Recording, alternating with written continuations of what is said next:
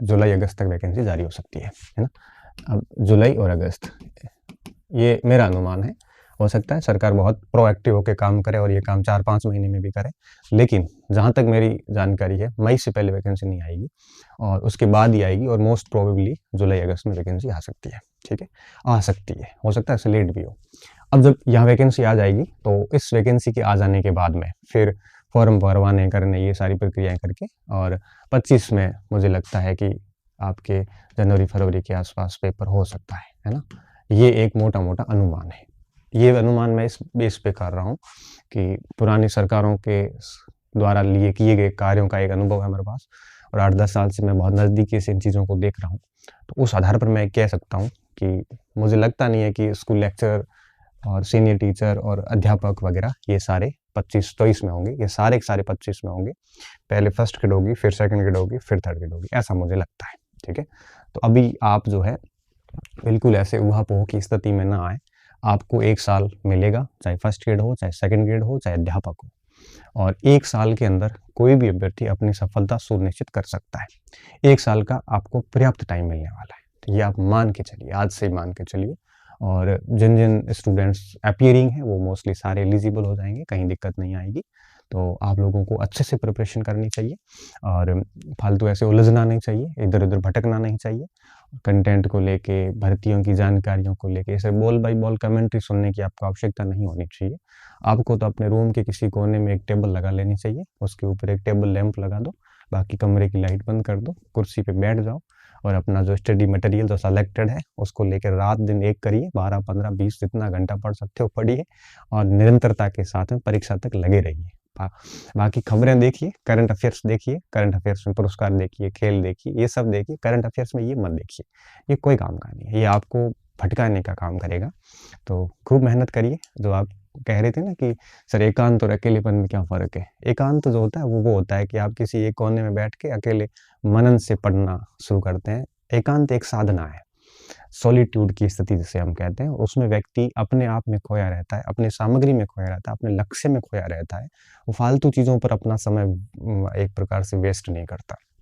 ये एकांत की स्थिति होती है, जब व्यक्ति सोशली डिस्कनेक्ट होके, सबसे दूर होके, अपनी पुस्तकों में अपने आप को या अपने टारगेट में अपने आप को लगा लेता है, तो उसे अपन एकांत की स्थिति कहते हैं। एकांत व्यक्ति को सफल बनाता है, ये तय बात है। अकेलापन एक बीमारी होती है, जब व्यक्ति कुछ भी नहीं कर पाता और दूसरों के साथ भी बैठता नहीं, अकेला बैठा रहता है। अब अकेला बैठा रहता है ना, तो खाली मस्तिष्क शैतान का घर। फिर वो ओवरथिंकिंग करेगा और ओवरथिंकिंग करेगा, तो ओवरथिंकिंग से हज़ारों बीमारियाँ होती हैं, मानसिक बीमारियाँ भी, शारीरिक बीमारियाँ भी, और वो व्यक्ति को पतन के कगार पे ले जाती है और कई बार व्यक्ति सुसाइड तक कर लेता है। तो अकेलापन बहुत हानिकारक होता है और मैं ये कह रहा हूँ कि जब व्यक्ति अकेलापन में महसूस कर रहा हो, तो उस समय उसको अपनी पुस्तकों में अपने उनमें डाल देना चाहिए, उसको रात दिन एक करके किताबों में डाल देना चाहिए, या फिर पुस्तक के जीवन का हिस्सा अगर नहीं है तो किसी और श्रम साध्य में उसको अपने आप को लीन कर लेना चाहिए। तो अकेलापन कब एकांत में बदल जाता है पता भी नहीं चलता है। अगर अकेलापन में कुछ भी नहीं करोगे ना, तो एकांत की स्थिति कभी नहीं आएगी। अकेलापन तो लोनलीनेस होता है, जो बहुत ही खराब स्थिति आती है। तो मैं तो ये कहता हूँ कि ये सारी वैकेंसी अच्छी-अच्छी वैकेंसीज़ आगे आएगी। आप अपने एकांत को ज़िंदा रखिए। आजकल तो क्या लाइब्रेरी में पहले बहुत अच्छी स्थितियाँ हुआ करती थी, आजकल लाइब्रेरी में भी गुट बन गए हैं। 2-4 लोग ऐसे होते हैं जो माहौल बनाने का काम करते हैं।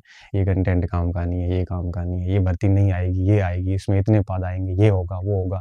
इस तरह से माहौल सेट करते हैं और जो इस फ़ील्ड के नए बच्चे होते हैं, जिनमें इतनी मैच्योरिटी नहीं होती, उनकी बातों में आके कोई अपना कंटेंट बदल देता है, कोई अपना टारगेट बदल देता है, कोई आता व्याख्याता की तैयारी करने के लिए और लास्ट में रीट की तैयारी करने लग जाता है।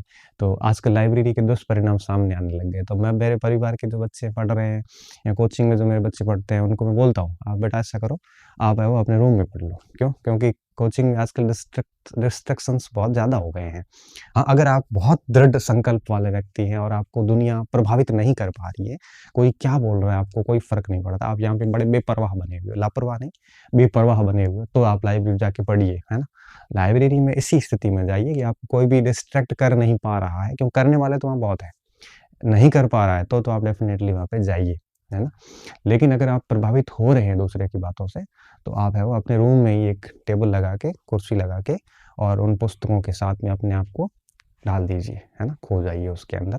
ये एकांत की स्थिति है। एकांत में व्यक्ति सोचता है, मनन करता है, चीज़ों को जीता है, सीखता है और कमियों पर चिंतन करता है, अपनी कमियों को दूर करने के प्रयास करता है। ये एकांत स्थिति, एकांत व्यक्ति को खूबसूरत बना देता है। एकांत में सारी चीज़ों से वो कट होके और अपने टारगेट को समर्पित हो जाता है। और कई बार अकेलेपन की स्थिति आती थी, मेरे साथ भी आती थी। तब मैं तो अपने आप को वापस एकांत कर लेता था। मतलब अकेलेपन को दूर करने का एक ही तरीका होता है कि अपने आप को पुस्तकों में या अपने टारगेट में समर्पित कर दो। तो अपने आप अकेलेपन दूर हो जाता है और आप एकांत में चले जाते हैं, है ना? ऐसी स्थिति करिए अपनी और 1 डेढ़ साल आगे बहुत टूट के मेहनत कीजिए। बाकी सभी चीज़ें जो है वो मैं तो उनको निरर्थक मानता हूँ। सोशल मीडिया हो, चाहे वास्तविक सोसाइटी हो, ये सारी बातें ऐसी हैं जो आपको डिस्ट्रैक्ट करती है। बढ़िया मेहनत कीजिए, अच्छा सा कंटेंट पास रखिए और इन चीज़ों को टारगेट में रखते हुए मेहनत कीजिए। तो चौथा बिंदु जो है ये आपके काम का नहीं है, ये जो लगे हुए लोग हैं उनके काम का है और बाकी की चीज़ें वैसे हमारे काम की नहीं थी। तो वो चौथा बिंदु था, तो उससे बच्चे कई कन्फ्यूज़ हो गए कि क्या 3 महीने में कई बातें पूरी ना करवा दें।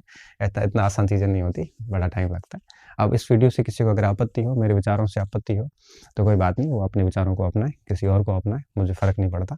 आपको लगता है कि नहीं, मेरे तो जुलाई में ही परीक्षा होगी, तो ठीक है, आप जुलाई मान के चलिए।